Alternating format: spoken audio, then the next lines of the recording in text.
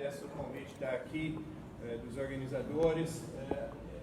É sempre uma honra participar do ENONG, e principalmente em momentos como os atuais, que nós temos grandes desafios para enfrentar, né? O que queria tentar de fazer como um ponto de partida para pensar sobre esse tema e pensar quais são os desafios que estamos enfrentando nesse momento, fazer uma reflexão histórica. Aliás, nos últimos tempos, dado as dificuldades políticas que enfrentamos no Brasil e no mundo, tenho gasto bastante tempo pensando sobre onde é que nós saímos, de certa forma, errado, onde é que nós fracassamos em tentar manter as conquistas que tínhamos construído ao longo dos tempos.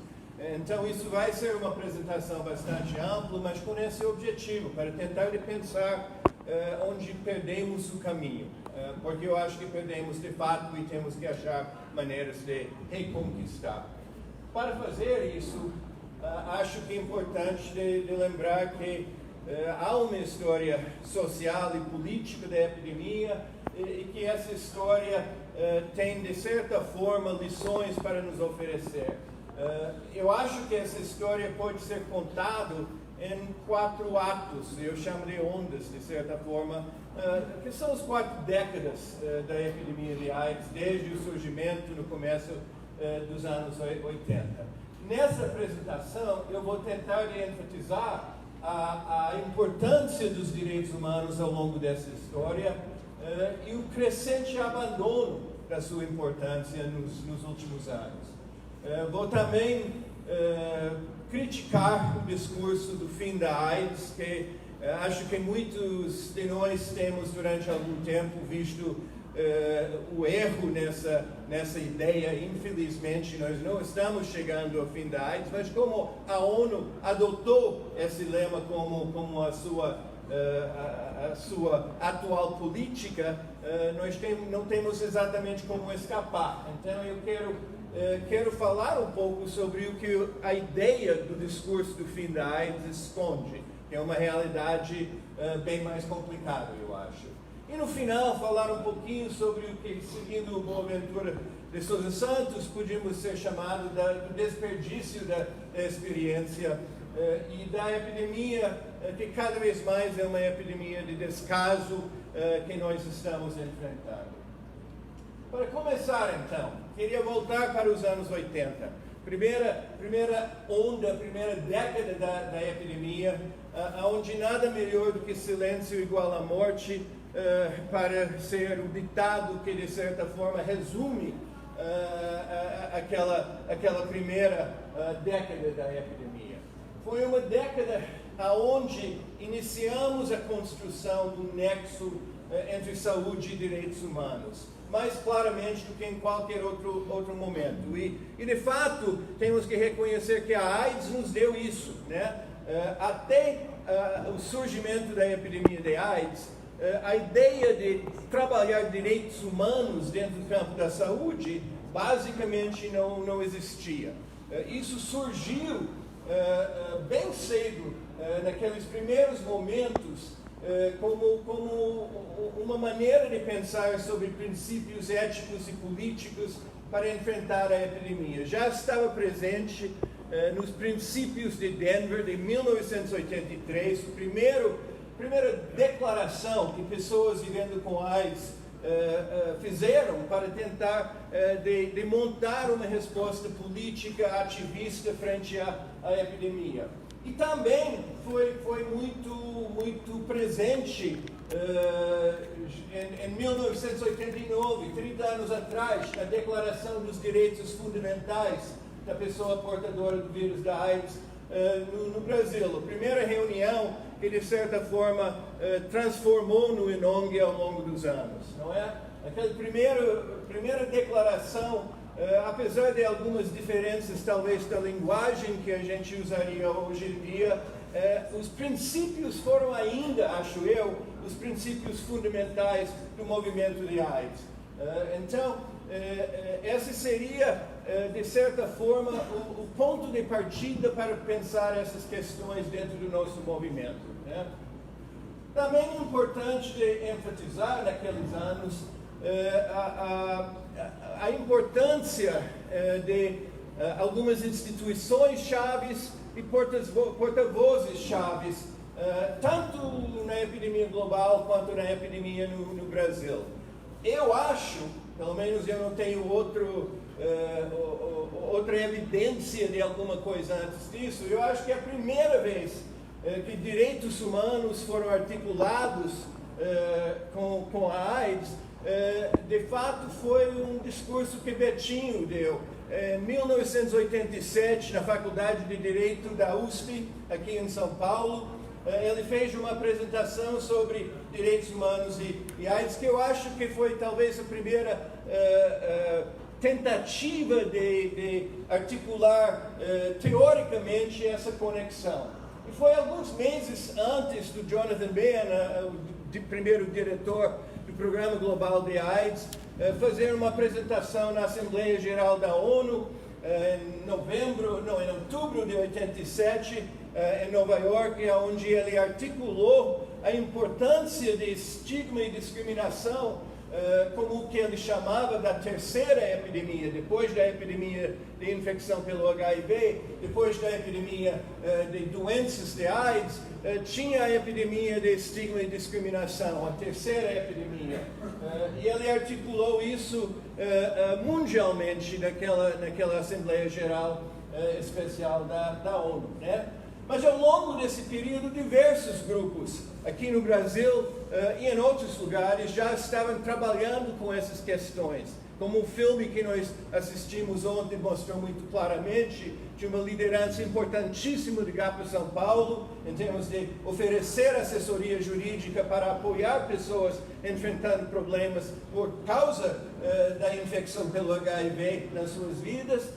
Também a fundação do Grupo Pela Vida, primeiro no Rio, depois em São Paulo, em várias cidades, em 89. Então, com pessoas como Jonathan Mann, como Betinho, como Daniel, mas também como Paulo Bonfim, como Aurea Abad, nós tínhamos uma articulação desses conceitos na primeira década da epidemia, que foi especialmente importante. E que abriu, de certa forma, o caminho para a construção de um movimento social frente à epidemia na segunda onda, na segunda década nos anos 90. Né? De certa forma, esse período foi talvez a época de ouro em termos de construir essa relação, não é? Nós estávamos vivendo momentos otimistas, depois do fim da Guerra Fria, a queda do Muro de Berlim, quase exatamente 30 anos atrás. Nos anos 90, o mundo entrou em um novo ciclo de otimismo, onde tentava de pensar o que podia ser um mundo pós-Guerra Fria, corrida para construir armas, o que podia ser segurança no mundo não militarizado.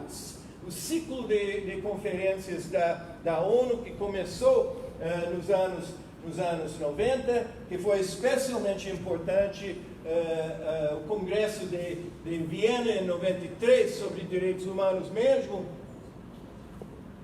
e Cairo, sobre população e desenvolvimento, mas onde lança a ideia de direitos reprodutivos como uma bandeira global, e o Congresso de Beijing, em 95, que lança pela primeira vez um documento internacional o conceito de direitos sexuais, com muita briga sobre como definir, se deveria até articular, não é?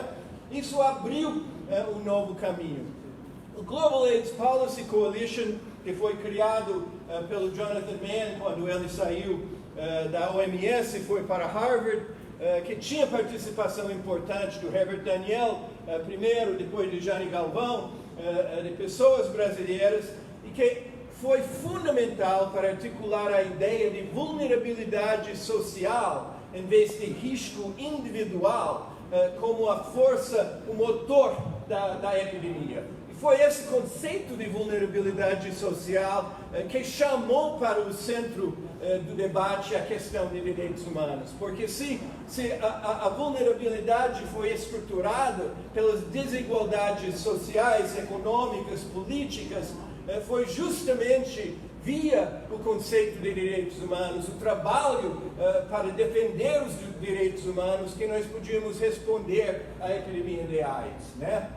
Aí, a partir de 96, com os primeiros anunciamentos, anúncio de medicamentos eficazes com a combinação de terapias antirretrovirais, nós podíamos começar a ter um novo foco para ativismo, onde a luta contra estigma e discriminação se ajuntou contra a luta contra a exclusão econômica. Porque a primeira coisa que ficou óbvio para todo mundo vendo essa questão nesses primeiros momentos do tratamento com eficácia, foi que esse tratamento seria só disponível para pessoas ricas, países ricos, comunidades ricas dentro desses países, e que os países pobres e as comunidades excluídas economicamente não teriam acesso.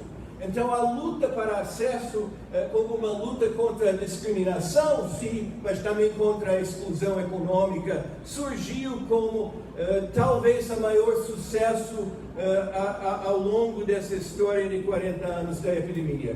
Entre 1996 e 2001, em 5 anos, o consenso contra tratamento como sendo viável economicamente e, portanto, impossível para todos que precisavam, esse consenso foi quebrado e foi substituído com a ideia que cada vida se importa igualmente, independente de onde essa vida é nesse mundo redondo que a gente vive, não é?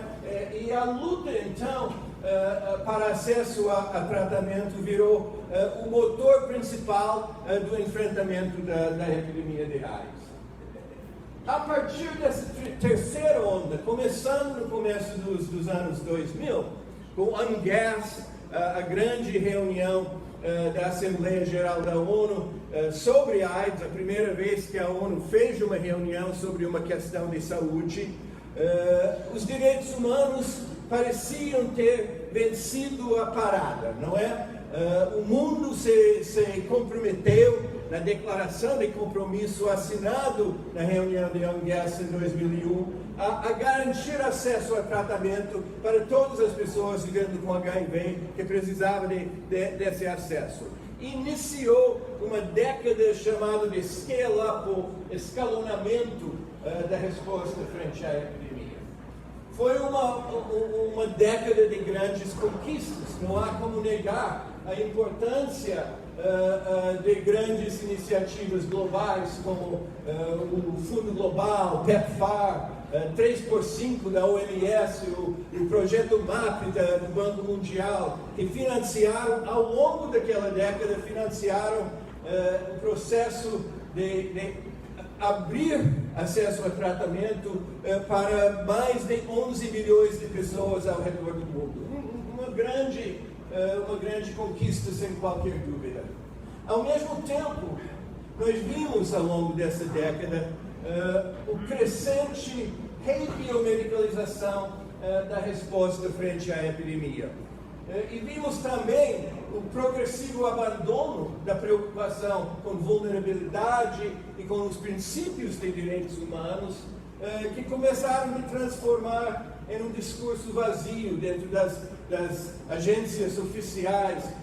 Os discursos dos gestores falavam em direitos humanos, mas a prática começou a ficar muito mais vazio, na medida que a indústria de AIDS, liderada pela indústria farmacêutica, mas também os diversos outras indústrias de assistência à saúde que foram mobilizadas para o escalonamento da resposta frente à epidemia.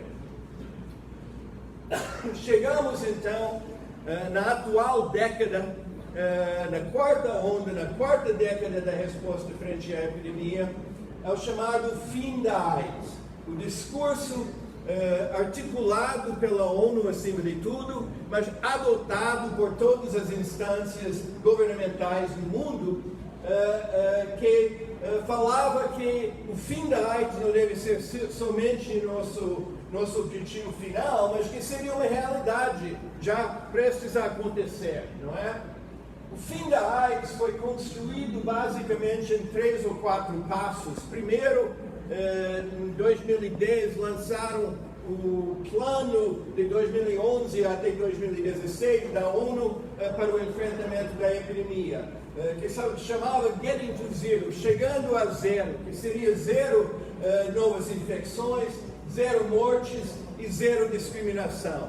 Vale a pena enfatizar que em 2010 a luta contra discriminação e estigma ainda constavam dentro das metas globais para enfrentar a epidemia. Mas é a última vez que consta, porque a partir de 2014, quando anuncia o Fast Track Strategy, né, o famoso 90-90-90, a meta de ter 90% das pessoas infectadas diagnosticados, 90% das pessoas diagnosticadas em tratamento e 90% das pessoas tratadas com carga viral indetetável.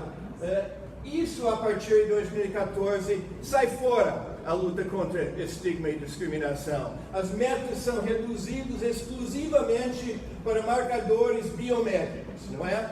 Então, a partir daí, nos últimos 5 anos, só temos a continuidade desse processo. Em 2016, concretizado com a declaração política da ONU sobre o fim da AIDS, anunciado na reunião de alto nível sobre o fim da AIDS, que consta no título da reunião, declararam o fim da AIDS em 2016. Direitos humanos, então, cada vez mais irrelevantes dentro dessa ótica do final da AIDS. Não quer dizer que não são articulados em lugar nenhum, mas são articulados como um recado vazio, e até o coordenador do grupo assessor da UNAIDS, Mark Haywood, renomado ativista da África do Sul a favor de acesso ao tratamento, pediu demissão do seu cargo como coordenador do comitê por perceber que era simplesmente um discurso vazio que não significava mais nada para a UNAIDS nos anos 2010, não é? Então, qual é a realidade que esse discurso do fim da AIDS encobre, de certo sentido? Encobre o fato que ainda tem o sofrimento de 15 milhões de pessoas que vivem com HIV em países pobres, que precisam de acesso a medicamentos e que não têm esse acesso, enquanto o mundo comemora o fim da AIDS. Encobre também o sofrimento de mais ou menos 20 milhões de pessoas morando em países pobres, que não tem acesso aos medicamentos de mais nova geração, que tem o acesso de segunda classe e tem que se satisfazer com medicamentos com mais efeitos colaterais, com mais dificuldade de aderir ao tratamento e com uma série de efeitos negativos que acabam dando um alto índice de mortalidade para as pessoas vivendo com HIV, que ainda existe até em países como o Brasil, que supostamente tem acesso universal, não é? E por último, e não por menos, encobre também o fato que prevenção não é visto como um direito de cidadãos em qualquer país do mundo. Prevenção se paga. Prevenção você tem que arrumar, porque se você quer ter prazer, você tem que pagar por isso. Você tem que correr risco por isso, porque isso não merece o uso dos discursos do dinheiro do contribuinte, não é? Então, essa dura realidade é o que existe no mundo, que declara o fim da AIDS como uma conquista já aprovado na ONU, não é? No final das contas, então, é importante ver que nós temos visto um processo que nos levou à primeira articulação de direitos humanos como o ponto de partida para enfrentar essa epidemia. Isso nos levou a fazer uma crítica profunda da medicalização da epidemia, de tentar desmedicalizar a AIDS, vendo as dimensões sociais, políticas, econômicas e culturais que de fato são os verdadeiros motores da epidemia, não é? E a gente conseguiu, nos anos 90, então, fazer um grande avanço nesse sentido. Mas nós temos visto que, a partir da vitória do escalonamento, temos visto também as instâncias oficiais em todas as partes do mundo, intergovernamental da ONU, mas também todos os governos têm cada vez mais abandonado a ideia de direitos humanos e adotado exclusivamente metas biomédicas, testar e tratar, tratamento como prevenção, 90, 90, 90, a cascata de cuidados, o fim da AIDS em 2030, parece uma sequência de motes, de reclames de empresas privadas para administrar os recursos do mundo. Então, a marginalização de conceitos como vulnerabilidade, como precariedade social e a sua substituição pela neoliberalização e a individualização tanto da prevenção quanto do tratamento. Por último, o abandono da perspectiva de direitos humanos como base para políticas de enfrentamento da epidemia. No Brasil, durante esse período, acompanhamos a instalação da epidemia de descaso.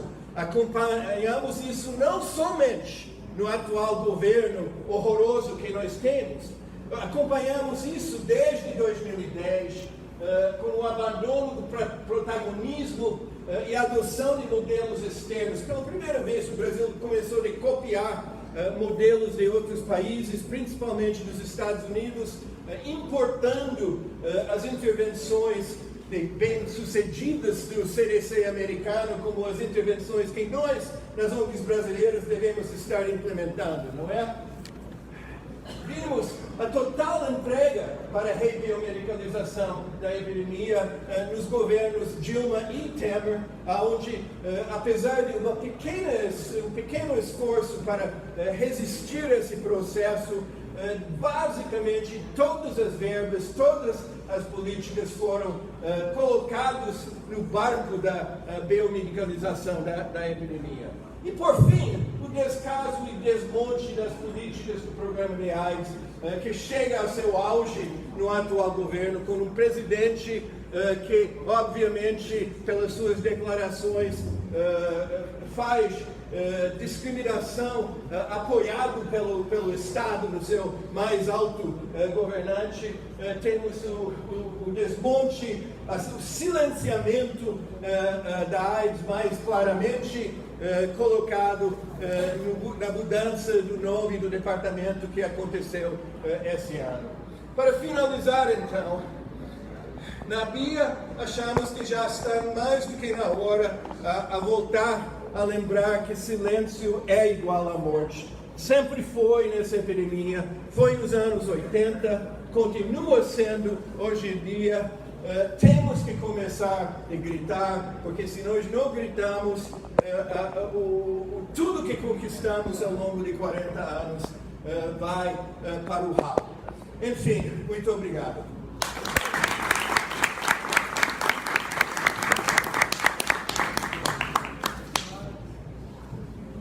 Vamos compor aqui, Richard, tá bom? Tá melhor? Eu queria só dar um recado da organização que foi acordado no regimento interno que não pode fazer live do evento.